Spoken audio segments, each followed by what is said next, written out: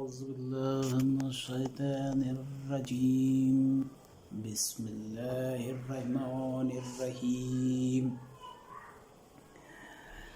الحمد لله رب العالمين والصلاة والسلام على أشرف الأنبياء والمرسلين سيدنا ونبينا وشفينا سيد مولانا بالقاسم محمد اللهم صل على محمد وعلى محمد وعلى الطيبين الطاهرين المعصومين أما بعد فقد قال الله تبارك وتعالى في كتاب المجيد بسم الله الرحمن الرحيم إنا لله وإنا إليه راجعون صلوات اللهم صل على محمد.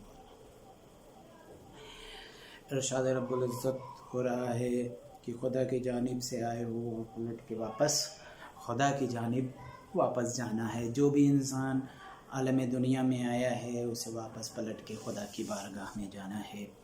یہ آیت کریمہ کا جو جز ہے حسین نے 67 ہجری میں دربار ولید میں کہا انا للہ و انا الیہ راجعون، اور وہ وقت تھا 67 ہجری جب معاویہ ابن ابو سفیان مر گیا، انتقال کر گیا اور اس کے بعد اس کا بیٹا یزید ابن معاویہ ابن ابی سفیان تخت نشین ہوا. اس نے پہلا کام جو کیا وہ یہ کام کیا کہ حسین سے بیعت کا مطالبہ کیا.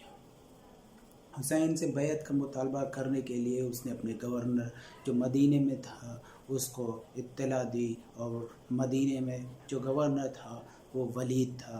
ولید نے حکم دیا کہ حسین کو بلایا جائے. حسین دربار ولید میں آئے اور حسین سے جب بیعت کا مطالبہ کیا، بیعت کا مطلب یہ کہ پورا سپورٹ، پورا اتھارٹی اپنی جو ہے یزید کو دے دینا یا کسی کو بھی دے دینا، اس کو بیعت کہتے ہیں. ہر طرح کا جو وہ سامنے والا سے اگر بیعت کی جائے تو اس کا حلال وہ کر رہا ہے یا حرام کر رہا ہے، تو وہ ساری چیزیں تائید ہو جائے کہ ان کی طرف سے بھی وہ چیز کر سکتا ہے، اسے بیعت کہتے ہیں.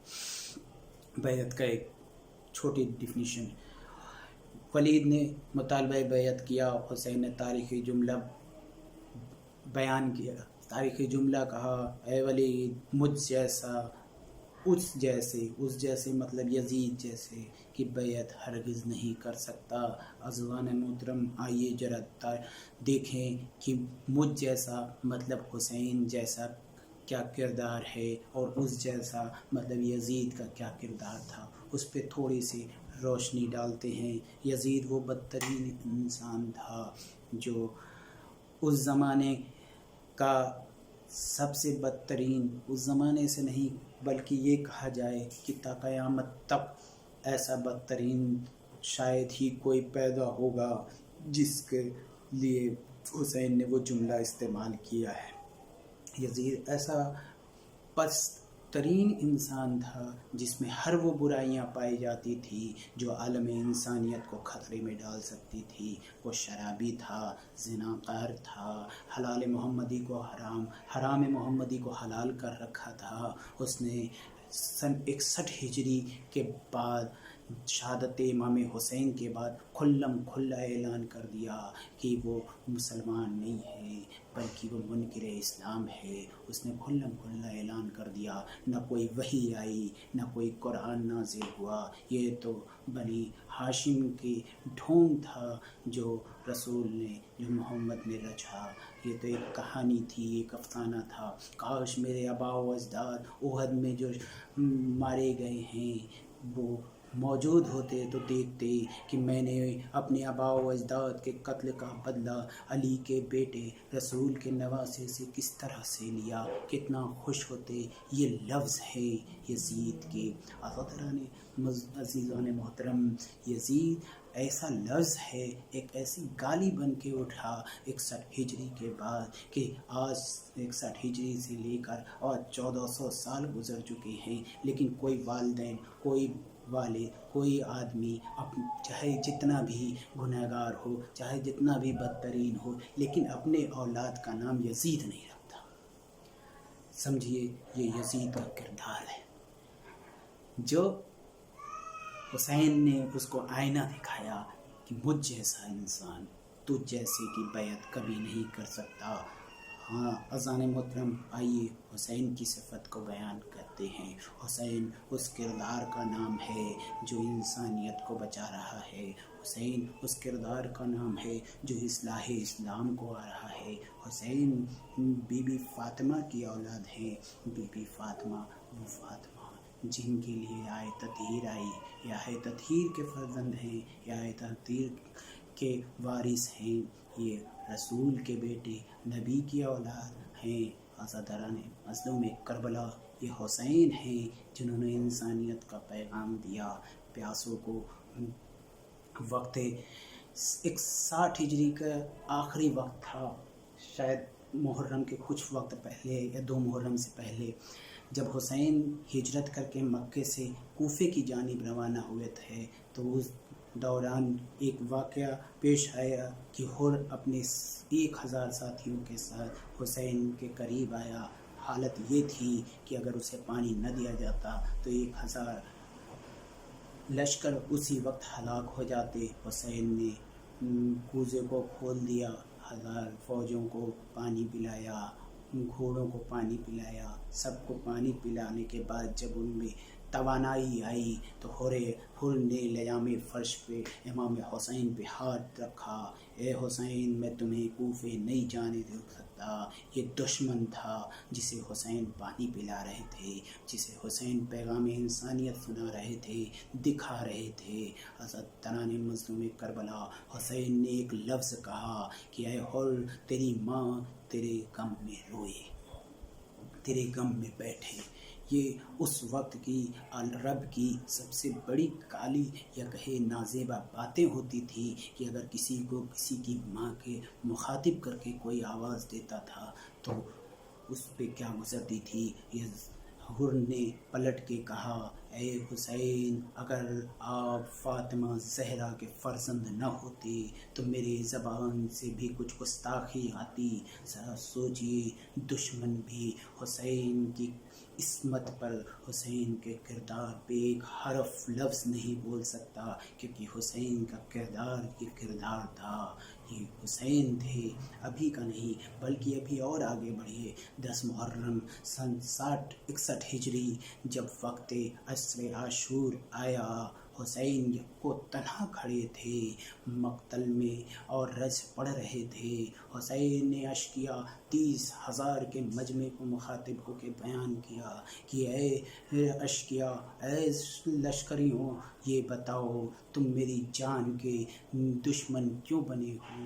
تم میری جان کیوں لینا چاہتے ہو؟ کیا میں نے حلال محمدی کو حرام قرار دیا یا حرام محمدی کو حلال قرار دیا؟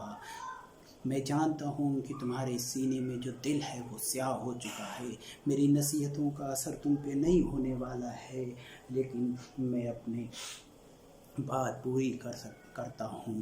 لیکن 30,000 اشکیا، 30,000 دشمن میں ایک دشمن بھی پلٹ کے حسین کو یہ جواب نہ دے سکا کہ اے حسین، تمہارے کردار میں یہ کمی تھی جس کے لیے ہم نے تم پر قتل کا فتویٰ دیا یا تم پہ قتل کرنے کے لیے ہم در پہ ہیں، لیکن بلکہ ایک آواز ضرور آئی، اے حسین، تمہارے باپ کے عداوت میں میں تمہیں قتل کرنے آیا ہوں۔ آزاداران مظلوم کربلا، یہ صفت تھی حسین کی کہ مجھ جیسا انسان کبھی یزید جیسے انسان کی بیعت نہیں کر سکتا۔ بس آزاداران مظلوم کربلا، آج محرم کی 6 تاریخ ہو گئی۔ 6 تاریخ حضرت علی اکبر سے منسوب ہے۔ کون علی اکبر؟ حسین کا 18 سال کا کڑیل جوان علی اکبر، جن کے بارے میں حسین کہتے ہیں کہ اگر مجھے اپنے نانا کی زیارت کا اشتیاق ہوتا تھا تو میں علی اکبر کو دیکھ لیتا تھا۔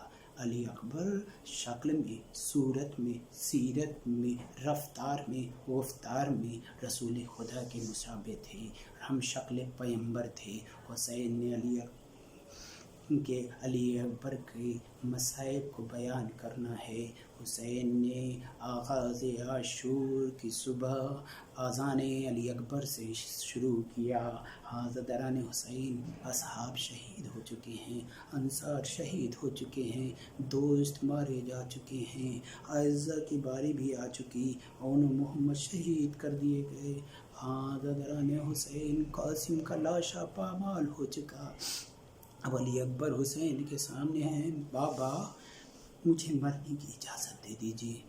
علی اکبر کو حسین نے کہا، بیٹا میں تمہیں کس طرح مرنے کی اجازت دوں؟ تم جاؤ اپنی پھوپھی اماں سے اجازت لو۔ پھوپھی کے پاس آئے، اے پھوپھی اماں مجھے مرنے کی اجازت دے دیجیے، یہ وہ علی اکبر ہیں جن کی پرورش زینب نے کی۔ علی اکبر کو پھوپھی نے اجازت دے دی۔ تاریخ میں ملتا ہے، دشمن راوی بیان کرتا ہے، میں نے دیکھا کہ جب علی اکبر خیمے سے باہر آتے ہیں تو پردہ اٹھتا ہے پھر گر جاتا ہے۔ 7 مرتبہ علی خیمے پردہ اٹھا اور پھر گر گیا۔ مجھے سمجھ نہیں آ رہا تھا کہ علی اکبر خیمے میں اتنا دیر کیوں لگا رہے ہیں، لیکن جب علی اکبر خیمے سے باہر نکلے تو اس طرح معلوم ہوا جیسے کڑیل جوان کا لاشا بھرے گھر سے نکل رہا ہو۔ پھوپھیاں رو رہی ہیں، بہنیں دامن پکڑ کے لپٹ رہی ہیں۔ شاید یہی وہ وقت تھا جب پردہ اٹھتا تھا تو کبھی مائیں علی اکبر کو پکڑ لیتی تھی، کبھی پھوپھیاں دامن کو پکڑ لیتی رہی ہوں گی، کبھی بہن سکینہ لپٹ جاتی رہی ہوگی کہ میرے بھیا نہ جائیے۔ حضرتان حسین علی اکبر در خیمہ پر آئے اور آواز دی، اے بابا مجھے الوداع کیجیے۔ علی اکبر کو گھوڑے پہ سوار کیا۔ حسین علی اکبر کو گھوڑے پہ بٹھایا۔ علی اکبر نے گھوڑے کو لگائی، کچھ دور چلے تھے، کیا محسوس ہوا کہ پیچھے کوئی آ رہا ہے۔ اب پلٹ کے دیکھا تو کیا دیکھا کہ بوڑھا باپ علی اکبر کے پیچھے پیچھے آ رہا ہے۔ علی اکبر نے گھوڑے کو گھما دیا اور گھوڑے سے نیچے اترے۔ اے بابا آپ نے تو مجھے رخصت کر دیا تھا، اب کیا ہوا کہ آپ میرے پیچھے پیچھے آ رہے ہیں؟ حسین نے علی اکبر کو کہا، اے بیٹا تم نہیں سمجھو گے، ذرا تصور کیجئے حسین کا کیا غم تھا کہ علی اکبر جو معصوم کی گود میں پلا ہو اس سے حسین کہہ رہے ہوں، اے علی اکبر تم نہیں سمجھو گے۔ حضرتان حسین نے کہا، بیٹا کاش تم صاحب اولاد ہوتے تو ایک باپ کے دل کو محسوس کرتے کیا درد ہے کہ بیٹا جوان شہید ہونے جا رہا ہو۔